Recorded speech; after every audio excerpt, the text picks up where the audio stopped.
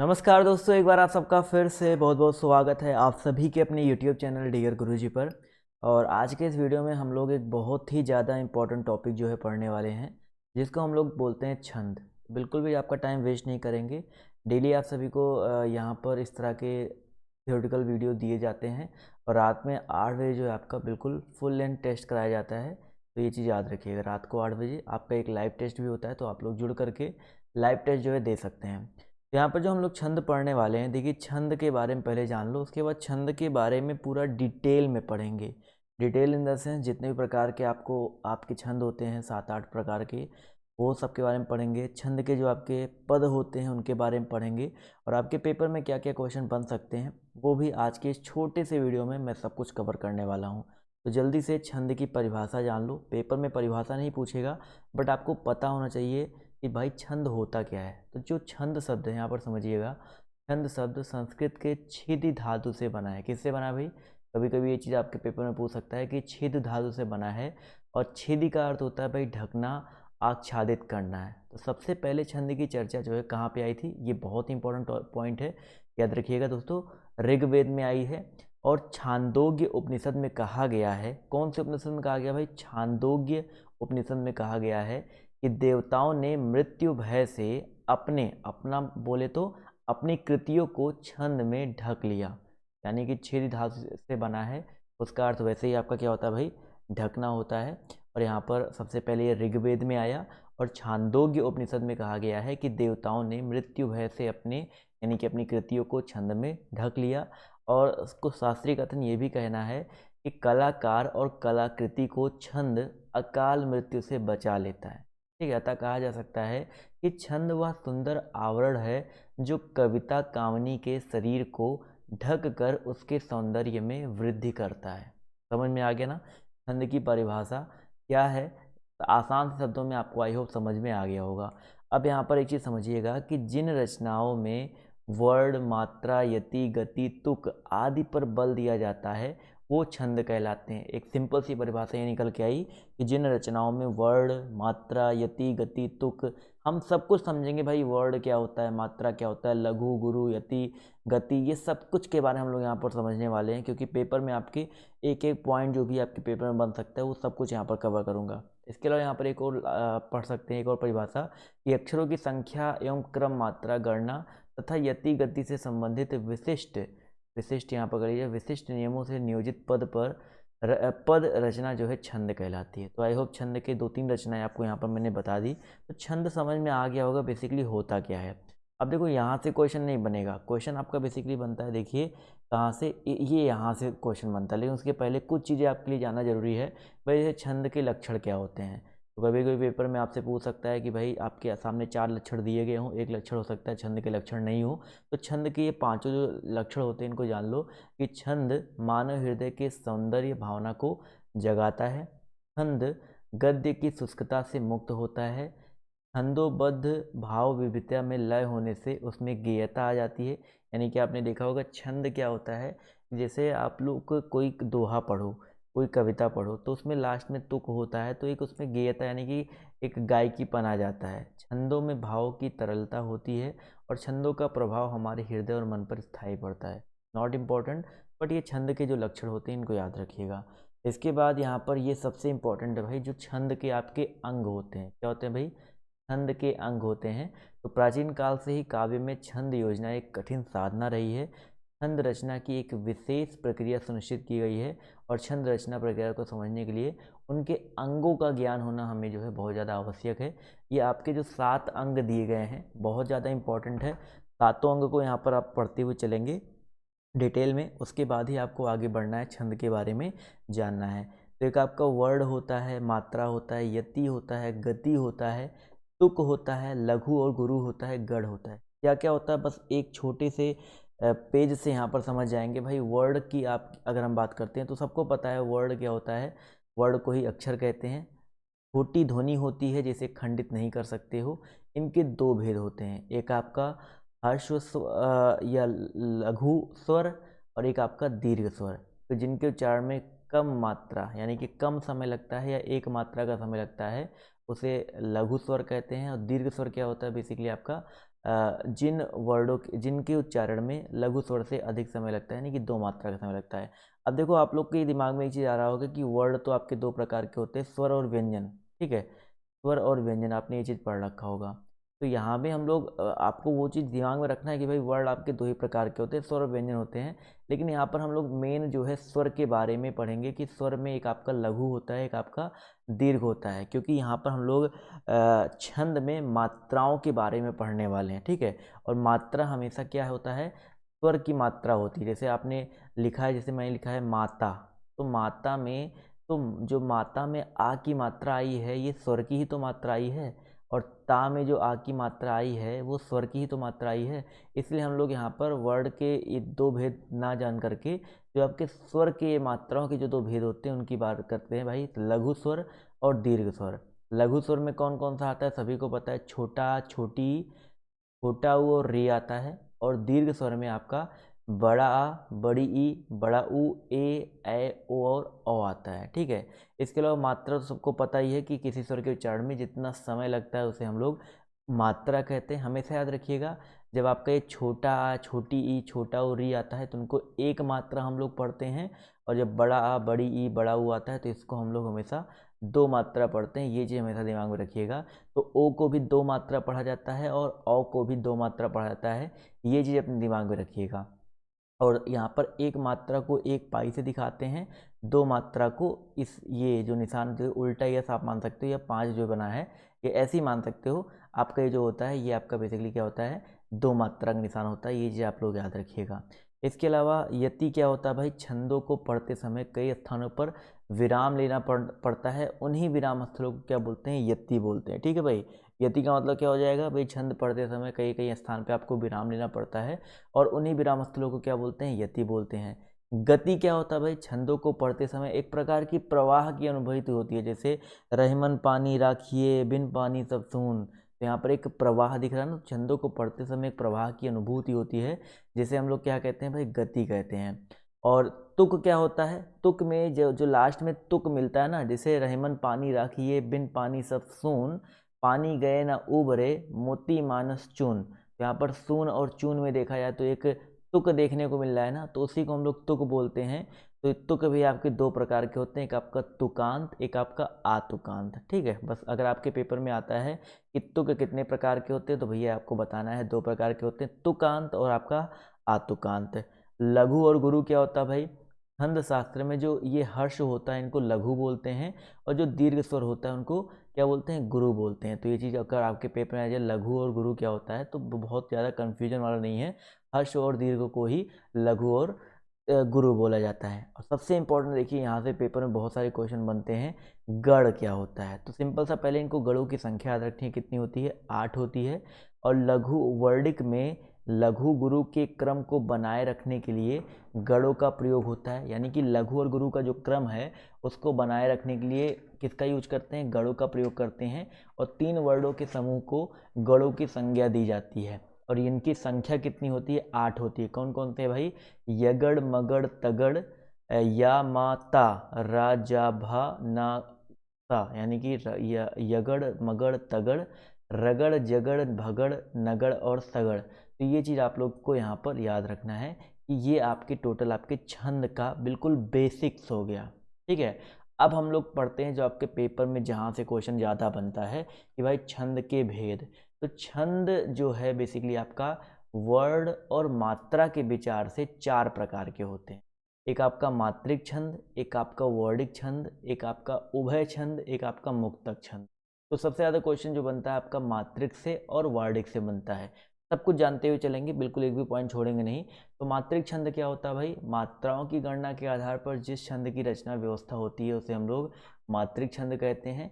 और इन छंदों में मात्राओं की समानता के नियम का पूरा ध्यान तो रखा जाता है, किंतु वर्णों की समानता पर ध्यान नहीं रखा है। यानी कि मात्राओं पर हम लोग ध्यान रखते हैं लेकिन वर्णों पर ध्यान नहीं रखते हैं। जैसे मैंने बोला कलम, तो कलम में वर्ड तो आपका का ला मा हो गया, यानी कि का व्यंजन हो गया, ला व्यंजन हो गया, लेकिन मात्रा हम लोग कैसे गिनेंगे, इसमें एक मात्रा, इसमें एक मात्रा, इसमें एक मात्रा, यानी कि टोटल 3 मात्रा हो गया। तो सिंपल सा मात्रिक छंद में हम लोग मात्राओं की समानता के नियम का ध्यान रखते हैं, लेकिन वर्डों का ध्यान नहीं रखते हैं। और वर्ड में क्या होता है कि केवल वर्ड गणना के आधार पर रचा जाता है। अब देखो जैसे यहाँ पर बड़ा आ लिखा है, बड़ा धा लिखा है, रा लिखा है, तो इसको एक वर्ड, दो वर्ड, तीन वर्ड माना जाएगा। लेकिन अगर हम लोग मात्रा गिनेंगे तो यहाँ पर दो मात्रा और एक मात्रा, क्योंकि बड़ा बड़ा दीर्घ वाले को हमने बोला था ना दो मात्रा गिनते हैं, तो दो दो चार एक पाँच मात्रा हो जाएगा। तो ये अंतर होता है भाई मात्रिक में और आपका वर्डिक में। केवल वर्ड गणना के आधार पर रचा गया जो छंद होता है वो वर्डिक छंद कहलाता है। उन शब्दों में वर्डों की संख्या और नियम का ध्यान रखा जाता है। वर्डिक छंद से क्वेश्चन में मतलब आपके पेपर में बहुत ज़्यादा क्वेश्चन नहीं बनते हैं, मात्रिक छंद से बनते हैं। और मात्रिक छंद के भी आपके और वर्डिक छंद के भी आपके तीन तीन भेद होते हैं। एक आपका सममात्रिक, समवार्डिक, अर्ध सममात्रिक, अर्ध समवार्डिक और इसके अलावा विषम मात्रिक। सममात्रिक छंद क्या होता है भाई? जिस छंद के चारों चरणों में मात्राओं और वर्णों की संख्या बराबर होती है। जैसे चौपाई में आपके प्रत्येक चरण में 16-16 मात्राएं होती हैं, यानी कि समज्ञ मात्रिक हो गया। अर्ध सम मात्रिक क्या होता है भाई? जिस छंद के प्रथम व द्वितीय और तृतीय और चतुर्थ चरण में, यानी कि ऐसे समझो भाई, पहला दूसरा, देखो ऐसे, और तीसरा और चौथे में। यहाँ पर अर्ध सम में क्या होता है कि पहले और तीसरे में और दूसरे और चौथे में, यानी कि मात्राओं की संख्या जो है आपकी बराबर होती है, वो आपका अर्ध सम मात्रिक होता है। जैसे दोहा हो गया, सोरठा हो गया, बरवे हो गया। और विषम क्या होता है भाई? जिस छंद में 4 से अधिक और 6 चरण हो, 4 से अधिक चरण, 6 चरण हो तथा प्रत्येक चरण में मात्राएं अथवा वर्णों की संख्या भिन्न भिन्न हो। यानी कि सिंपल सा छप्पे और कुंडलिया में क्या होता है, 4 से अधिक चरण होता है, 6 चरण भी देखने को मिल जाता है। छप्पे में वैसे भी 6 चरण होता है, यानी कि ज़्यादा 6 ही चरण होते हैं ज़्यादा से ज़्यादा। तो यहाँ पर याद रखिएगा, वहाँ पर जो मात्राओं की संख्या होती हैं वो आपकी भिन्न भिन्न होती हैं, अलग अलग होती है। किसी एक चरण में अलग मात्रा, दूसरे चरण में अलग मात्रा, ये होता है। और सममात्रिक और अर्ध सममात्रिक में आपको मैंने बता ही दिया। सम में सारे बराबर होते हैं, अर्ध सम में आपके पहले, तीसरे, दूसरे और चौथे आपके जो है बराबर होता है।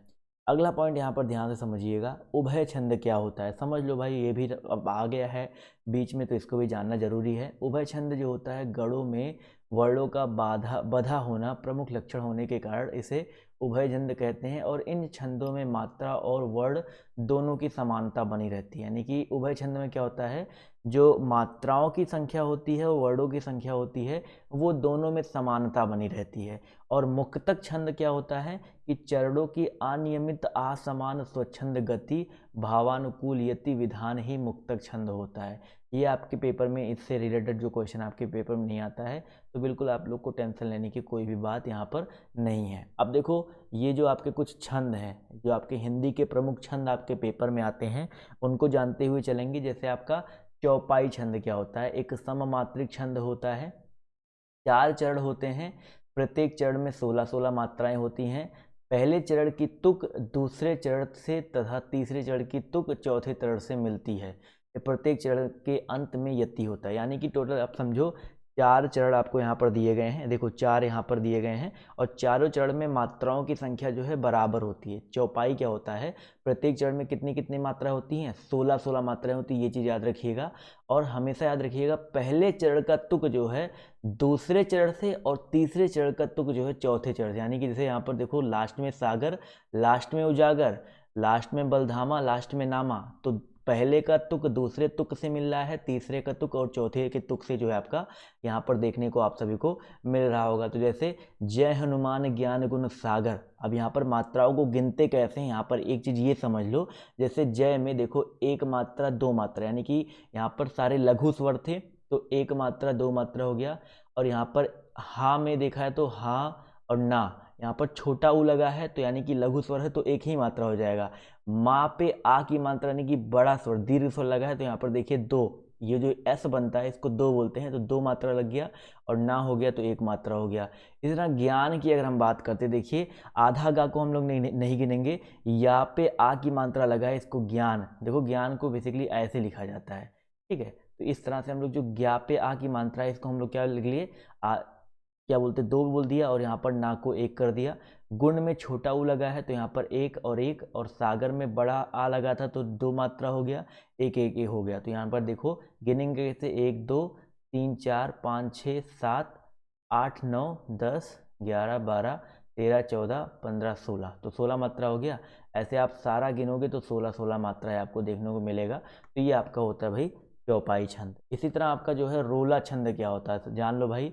रोला भी आपका एक सममात्रिक छंद होता है। जैसे आपका मैंने बताया ना, चौपाई आपका एक सममात्रिक छंद होता है, वैसे आपका रोला भी होता है।